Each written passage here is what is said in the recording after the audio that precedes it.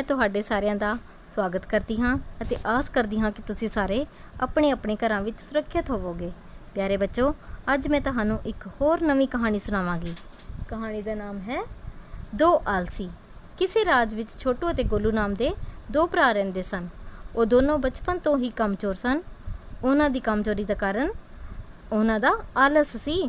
जदों भी उन्हां नू काम नू कहा जांदा तां आलस दे मारे वो सो जांदे सन।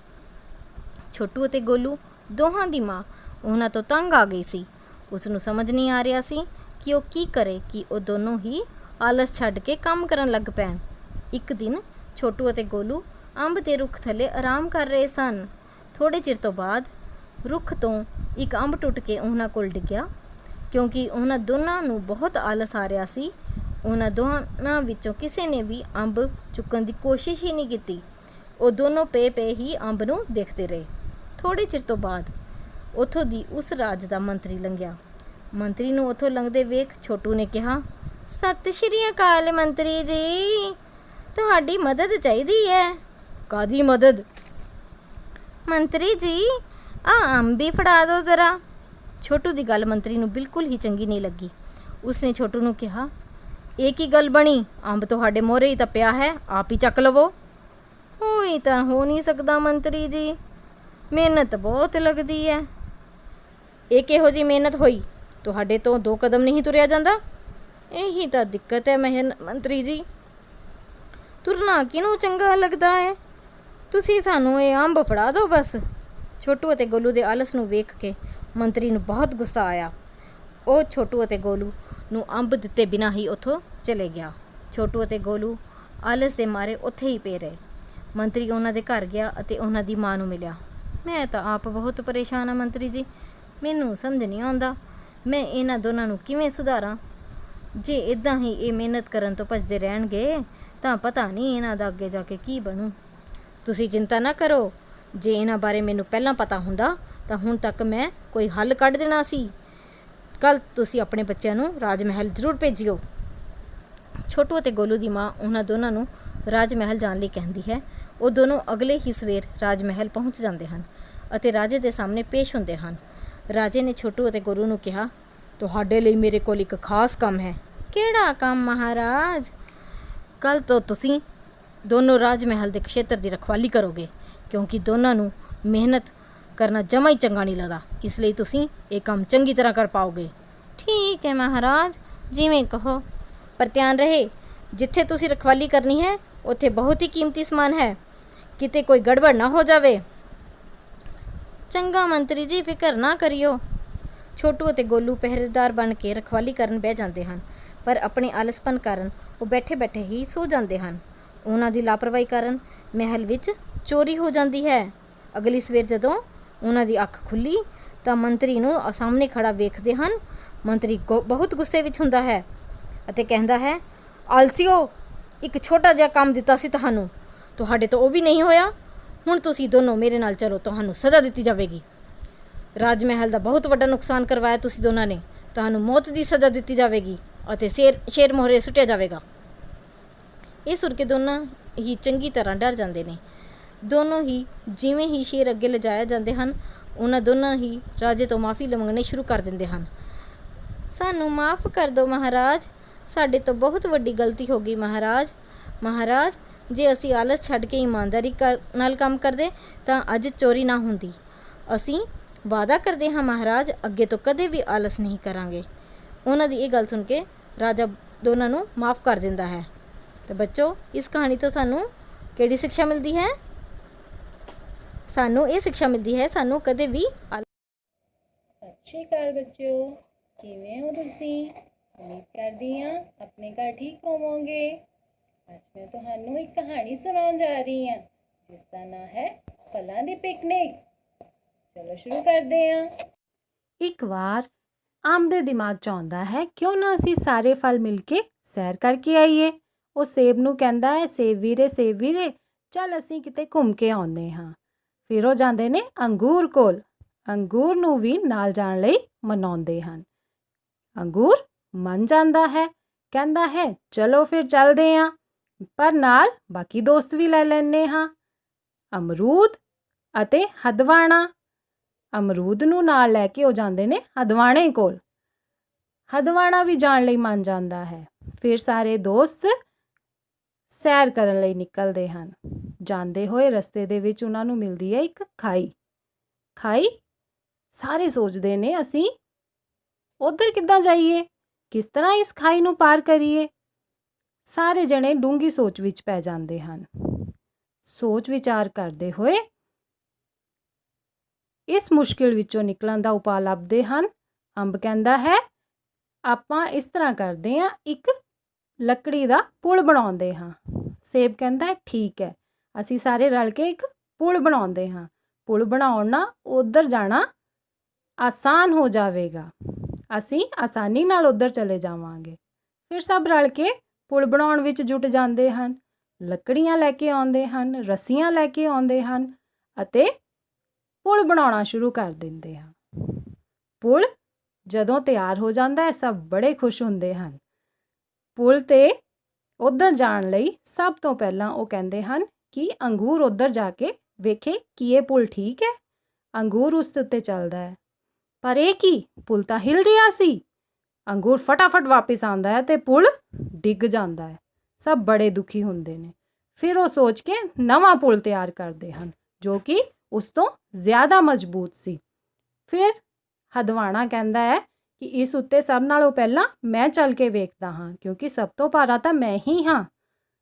ਹਦਵਾਣਾ ਉਸ ਪੁਲ ਉੱਤੇ ਜਦੋਂ ਚੱਲਦਾ ਹੈ ਤਾਂ ਉਸ ਨੂੰ ਲੱਗਦਾ ਹੈ ਕਿ ਇਹ ਪੁਲ ਹਿਲ ਰਿਹਾ ਹੈ। ਉਹ ਵੀ ਫਟਾਫਟ ਪਿੱਛੇ ਆ ਜਾਂਦਾ ਹੈ। ਤਾਂ ਜਦੋਂ ਵਾਪਿਸ ਦੌੜ ਕੇ ਆ ਰਿਹਾ ਹੁੰਦਾ ਹੈ, ਉਸ ਤੋਂ ਬਾਅਦ ਦੇਖਦਾ ਹੈ ਕਿ ਅਚਾਨਕ ਪੁਲ ਟੁੱਟ ਕੇ ਫਿਰ ਡਿੱਗ ਗਿਆ। ਸਭ ਨਿਰਾਸ਼ ਹੋ ਜਾਂਦੇ ਨੇ, ਕਹਿੰਦੇ ਨੇ ਹੁਣ ਕੀ ਕਰੀਏ। ਸਾਰਿਆਂ ਦਾ ਹੌਸਲਾ ਪਸਤ ਹੋ ਜਾਂਦਾ ਹੈ।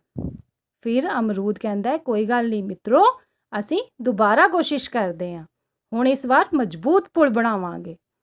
ਸਾਰੇ ਜਣੇ ਇੱਕ ਵਾਰੀ ਫਿਰ ਇਕਜੁੱਟ ਹੁੰਦੇ ਹਨ ਅਤੇ ਨਵਾਂ ਪੁਲ ਬਣਾਉਣ ਦੀ ਕੋਸ਼ਿਸ਼ ਕਰਦੇ ਹਨ। ਇਸ ਵਾਰ ਇਹ ਮਜ਼ਬੂਤ ਪੁਲ ਬਣਾਉਣਾ ਸ਼ੁਰੂ ਕਰਦੇ ਨੇ, ਪਹਿਲਾਂ ਨਾਲੋਂ ਜ਼ਿਆਦਾ ਵਜ਼ਨਦਾਰ। ਫਿਰ ਕੀ ਸੀ, ਉਹਨਾਂ ਦੀ ਮਿਹਨਤ ਰੰਗ ਲਿਆਈ। ਸਾਰੇ ਜਣਿਆਂ ਨੇ ਬੜਾ ਵਧੀਆ ਪੁਲ ਬਣਾਇਆ। ਸਾਰੇ ਖੁਸ਼ ਵੀ ਬਹੁਤ ਸਨ ਕਿ ਹੁਣ ਵਾਲਾ ਪੁਲ ਤੇ ਬਹੁਤ ਵਧੀਆ ਬਣਿਆ ਹੈ ਤੇ ਬੜਾ ਮਜ਼ਬੂਤ ਵੀ। ਸਾਰੇ ਪੁਲ ਪਾਰ ਕਰ ਗਏ ਅਤੇ ਉੱਧਰ ਜਾ ਕੇ ਬਹੁਤ ਖੁਸ਼ ਸਨ। ਕਿਉਂ ਨਾ ਖੁਸ਼ ਹੋਣ, ਉਹਨਾਂ ਦੀ ਮਿਹਨਤ ਰੰਗ ਜੋ ਲਿਆਈ ਸੀ। ਸਾਰੇ ਜਣਿਆਂ ਨੂੰ ਬਹੁਤ ਵਧੀਆ ਲੱਗ ਰਿਹਾ ਸੀ। ਸਾਰੇ ਕਹਿ ਰਹੇ ਸਨ ਕਿ ਸਾਡੀ ਮਿਹਨਤ ਰੰਗ ਲਿਆਈ ਹੈ। ਅੰਬ ਵੀ ਬੜਾ ਖੁਸ਼ ਸੀ, ਉਸਨੇ ਸਾਰਿਆਂ ਨੂੰ ਕਿਹਾ ਕਿ ਬਹੁਤ ਵਧੀਆ ਹੈ। ਇਸ ਤਰ੍ਹਾਂ ਬੱਚਿਓ, ਜੇਕਰ ਦ੍ਰਿੜ ਨਿਸ਼ਚੇ ਨਾਲ ਕੰਮ ਕੀਤਾ ਜਾਵੇ ਤਾਂ ਸਫਲਤਾ ਸਾਨੂੰ ਜ਼ਰੂਰ। ਬੱਚਿਓ, ਤੁਹਾਨੂੰ ਸਾਰਿਆਂ ਨੂੰ ਪਿਆਰ ਭਰੀ ਨਮਸਤੇ ਤੇ ਸਤਿ ਸ਼੍ਰੀ ਅਕਾਲ। ਕਿਵੇਂ ਹੋ ਤੁਸੀਂ ਸਾਰੇ? ਉਮੀਦ ਹੈ ਤੁਸੀਂ ਸਾਰੇ ਆਪਣੇ ਘਰਾਂ ਵਿੱਚ ਫਿੱਟ ਅਤੇ ਸਾਊਂਡ ਹੋਵੋਗੇ। ਅੱਜ ਮੈਂ ਤੁਹਾਨੂੰ ਇੱਕ ਕਹਾਣੀ ਸੁਣਾਉਣ ਜਾ ਰਹੀ ਹਾਂ। ਇਹ ਕਹਾਣੀ ਹੈ ਇੱਕ ਬਾਂਦਰ ਦੀ ਅਤੇ ਇੱਕ ਮਗਰਮੱਛ ਦੀ। ਇਹ ਬਾਂਦਰ ਅਤੇ ਇਹ ਮਗਰਮੱਛ ਦੋਵੇਂ ਆਪਸ ਵਿੱਚ ਪੱਕੇ ਦੋਸਤ ਸਨ। ਮਗਰਮੱਛ ਇੱਕ ਵੱਡੇ ਤਲਾਬ ਦੇ ਵਿੱਚ ਆਪਣੀ ਪਤਨੀ ਦੇ ਨਾਲ ਰਹਿੰਦਾ ਸੀ ਅਤੇ ਬਾਂਦਰ ਉਸੇ ਤਲਾਬ ਦੇ ਕਿਨਾਰੇ ਉੱਤੇ ਲੱਗੇ ਇੱਕ ਸੇਬ ਦੇ ਰੁੱਖ ਉੱਤੇ ਰਹਿੰਦਾ ਸੀ। ਉਸ ਸੇਬ ਦੇ ਰੁੱਖ ਨੂੰ ਗੋਲ-ਗੋਲ ਲਾਲ-ਲਾਲ ਸੇਬ ਲੱਗਦੇ ਸਨ। ਇਹ ਸੇਬ ਬੜੇ ਮਿੱਠੇ ਸਨ। ਬਾਂਦਰ ਪੂਰਾ ਦਿਨ ਲਾਲ-ਲਾਲ ਸੇਬ ਖਾਂਦਾ ਰਹਿੰਦਾ ਅਤੇ ਰੁੱਖ ਉੱਤੇ ਟਪੂਸੀਆਂ ਮਾਰਦਾ ਰਹਿੰਦਾ। ਉਹ ਆਪਣੇ ਮਿੱਤਰ ਨੂੰ ਵੀ ਇਹ ਸੇਬ ਖਾਣ ਨੂੰ ਦਿੰਦਾ। ਇਸੇ ਤਰ੍ਹਾਂ ਉਹ ਪੂਰਾ ਦਿਨ ਦੋਵੇਂ ਖੂਬ ਮੌਜਾਂ ਕਰਦੇ। ਇੱਕ ਦਿਨ ਮਗਰਮੱਛ ਨੇ ਘਰ ਜਾ ਕੇ ਆਪਣੀ ਪਤਨੀ ਮਗਰਮੱਛਣੀ ਨੂੰ ਦੱਸਿਆ ਕਿ ਉਸ ਦਾ ਦੋਸਤ ਬਾਂਦਰ ਉਸ ਨੂੰ ਖਾਣ ਲਈ ਲਾਲ-ਲਾਲ ਮਿੱਠੇ-ਮਿੱਠੇ ਸੇਬ ਦਿੰਦਾ ਹੈ, ਜਿਹਨੂੰ ਖਾ ਕੇ ਉਸ ਨੂੰ ਬੜਾ ਮਜ਼ਾ ਆਉਂਦਾ ਹੈ। ਇਹ ਸੁਣ ਕੇ ਮਗਰਮੱਛਣੀ ਨੂੰ ਇੱਕ ਵਿਚਾਰ ਆਇਆ ਕਿ ਜਿਹੜਾ ਬਾਂਦਰ ਇੰਨੇ ਲਾਲ-ਲਾਲ ਮਿੱਠੇ-ਮਿੱਠੇ ਸੇਬ ਖਾਂਦਾ ਹੈ, ਉਹਦਾ ਦਿਲ ਖਾਣ ਵਿੱਚ ਕਿੰਨਾ ਮਿੱਠਾ ਹੋਣਾ ਹੈ। ਮੈਨੂੰ ਜ਼ਰੂਰ ਉਹਦਾ ਦਿਲ ਖਾਣਾ ਚਾਹੀਦਾ ਹੈ। ਇਹ ਸੋਚ ਕੇ ਉਸਨੇ ਆਪਣੇ ਪਤੀ ਮਗਰਮੱਛ ਨੂੰ ਕਿਹਾ ਕਿ ਮੈਂ ਤੁਹਾਡੇ ਦੋਸਤ ਦਾ ਦਿਲ ਖਾਣਾ ਚਾਹੁੰਦੀ ਹਾਂ, ਤੁਸੀਂ ਮੈਨੂੰ ਬਾਂਦਰ ਦਾ ਦਿਲ ਲਿਆ ਕੇ ਦਿਓ। ਮਗਰਮੱਛ ਨੇ ਉਸ ਨੂੰ ਸਮਝਾਉਣ ਦੀ ਬੜੀ ਕੋਸ਼ਿਸ਼ ਕੀਤੀ, ਪਰ ਮਗਰਮੱਛਣੀ ਜਿੱਦੇ ਹੀ ਪੈ ਗਈ। ਅਖੀਰ ਮਗਰਮੱਛ ਨੂੰ ਉਸ ਦੀ ਗੱਲ ਮੰਨਣੀ ਪਈ। ਅਗਲੀ ਸਵੇਰ ਮਗਰਮੱਛ ਤੈਰਦਾ ਹੋਇਆ ਸੇਬ ਦੇ ਰੁੱਖ ਨੇੜੇ ਪੁੱਜਾ ਅਤੇ ਬਾਂਦਰ ਨੂੰ ਕਹਿਣ ਲੱਗਾ, ਚੱਲ ਮੇਰੇ ਦੋਸਤ, ਅੱਜ ਮੈਂ ਤੈਨੂੰ ਤਲਾਬ ਦੀ ਸੈਰ ਕਰਾਂਦਾ ਹਾਂ। ਬੜੀ ਠੰਡੀ ਠੰਡੀ ਹਵਾ ਚਲਦੀ ਹੈ, ਆਪਾਂ ਦੋਨੇ ਖੂਬ ਮੌਜਾਂ ਕਰਾਂਗੇ। ਇਹ ਗੱਲ ਸੁਣ ਕੇ ਬਾਂਦਰ ਬਹੁਤ ਹੀ ਖੁਸ਼ ਹੋਇਆ। ਉਹ ਝੱਟ ਟਪੂਸੀ ਮਾਰ ਕੇ ਉਸ ਦੀ ਪਿੱਠ ਉੱਤੇ ਜਾ ਕੇ ਬੈਠ ਗਿਆ ਤੇ ਮਗਰਮੱਛ ਉਸ ਨੂੰ ਲੈ ਕੇ ਤਲਾਬ ਦੇ ਵਿੱਚ ਤੈਰਨ ਲੱਗਾ। ਜਿਵੇਂ ਹੀ ਮਗਰਮੱਛ ਤਲਾਬ ਦੇ ਵਿੱਚ ਪੁੱਜਾ ਤਾਂ ਉਸ ਨੇ ਆਪਣੇ ਦੋਸਤ ਬਾਂਦਰ ਨੂੰ ਦੱਸ ਦਿੱਤਾ ਕਿ ਮੇਰੀ ਪਤਨੀ ਤੇਰਾ ਦਿਲ ਖਾਣਾ ਚਾਹੁੰਦੀ ਹੈ, ਇਸ ਲਈ ਮੈਂ ਤੈਨੂੰ ਆਪਣੀ ਪਤਨੀ ਕੋਲ ਲੈ ਕੇ ਜਾ ਰਿਹਾ ਹਾਂ। ਇਹ ਸੁਣ ਕੇ ਇੱਕ ਪਲ ਤਾਂ ਬਾਂਦਰ ਡਰ ਗਿਆ, ਪਰ ਦੂਜੇ ਹੀ ਪਲ ਉਸਨੇ ਹੌਸਲਾ ਨਹੀਂ ਛੱਡਿਆ। ਉਸਨੇ ਇੱਕ ਵਿਚਾਰ ਸੋਚਿਆ। ਉਸਨੇ ਮਗਰਮੱਛ ਨੂੰ ਕਿਹਾ ਕਿ ਲੈ, ਤੂੰ ਮੈਨੂੰ ਪਹਿਲਾਂ ਕਿਉਂ ਨਹੀਂ ਦੱਸਿਆ? ਮੈਂ ਤੇ ਆਪਣਾ ਦਿਲ ਸੇਬ ਦੇ ਰੁੱਖ ਉੱਤੇ ਛੱਡ ਆਇਆ ਹਾਂ। ਜੇ ਤੂੰ ਮੈਨੂੰ ਪਹਿਲਾਂ ਦੱਸ ਦਿੱਤਾ ਤਾਂ ਮੈਂ ਤੈਨੂੰ ਆਪਣਾ ਦਿਲ ਉੱਥੇ ਹੀ ਦੇ ਦੇਣਾ ਸੀ। ਫਿਰ ਤੂੰ ਘਰ ਜਾ ਕੇ ਆਪਣੀ ਪਤਨੀ ਨੂੰ ਮੇਰਾ ਦਿਲ ਦੇ ਦੇਣਾ ਸੀ ਤੇ ਉਹਨੇ ਖਾ ਲੈਣਾ ਸੀ। ਇਹ ਸੁਣ ਕੇ ਮਗਰਮੱਛ ਉਹਨੂੰ ਵਾਪਸ ਸੇਬ ਦੇ ਰੁੱਖ ਵੱਲ ਲੈ ਕੇ ਚੱਲ ਪਿਆ। ਜਿਵੇਂ ਹੀ ਉਹ ਰੁੱਖ ਦੇ ਨੇੜੇ ਪੁੱਜਿਆ, ਬਾਂਦਰ ਝੱਟ ਟਪੂਸੀ ਮਾਰ ਕੇ ਰੁੱਖ ਦੇ ਉੱਪਰ ਚੜ ਗਿਆ। ਰੁੱਖ ਦੇ ਉੱਪਰ ਪਹੁੰਚ ਕੇ ਉਸਨੇ ਸੁੱਖ ਦਾ ਸਾਹ ਲਿਆ ਕਿ ਮੇਰੀ ਸ਼ੁਕਰ ਹੈ ਜਾਨ ਬਚ ਗਈ। ਫਿਰ ਉਹ ਆਪਣੇ ਦੋਸਤ ਨੂੰ ਬੋਲਿਆ, ਯਾਰ ਤੂੰ ਚੰਗਾ ਹੈ, ਤੂੰ ਤਾਂ ਮੈਨੂੰ ਮਰਵਾਉਣ ਲਈ ਜਾ ਰਿਹਾ ਸੀ। ਤੂੰ ਚੰਗਾ ਦੋਸਤ ਹੈ ਮੇਰਾ, ਤੇਰੇ ਨਾਲੋਂ ਤਾਂ ਇੱਕ ਸਮਝਦਾਰ ਦੁਸ਼ਮਣ ਚੰਗਾ। ਅੱਜ ਤੋਂ ਤੇਰੀ ਮੇਰੀ ਦੋਸਤੀ ਖਤਮ। ਇਹ ਸੁਣ ਕੇ ਮਗਰਮੱਛ ਇੰਨਾ ਜਿਹਾ ਮੂੰਹ ਲੈ ਕੇ ਵਾਪਸ ਆਪਣੇ ਘਰ ਚਲਾ ਗਿਆ। ਬੱਚਿਓ, ਕਿਵੇਂ ਲੱਗੀ ਤੁਹਾਨੂੰ ਇਹ ਕਹਾਣੀ? ਇਸ ਕਹਾਣੀ ਤੋਂ ਸਾਨੂੰ ਸਿੱਖਿਆ ਮਿਲਦੀ ਹੈ ਕਿ ਇੱਕ ਮੂਰਖ ਦੋਸਤ ਨਾਲੋਂ ਸਮਝਦਾਰ ਦੁਸ਼ਮਣ ਚੰਗਾ ਹੁੰਦਾ ਹੈ। ਉਮੀਦ ਹੈ ਤੁਸੀਂ ਸਾਰੇ ਆਪਣੇ ਘਰਾਂ ਵਿੱਚ ਸੇਫ ਰਹੋਗੇ, ਸਾਊਂਡ ਰਹੋਗੇ ਤੇ ਹੈਲਦੀ ਰਹੋਗੇ। ਅੱਛਾ ਬੱਚੋ, ਫਿਰ ਓਕੇ, ਧੰਨਵਾਦ।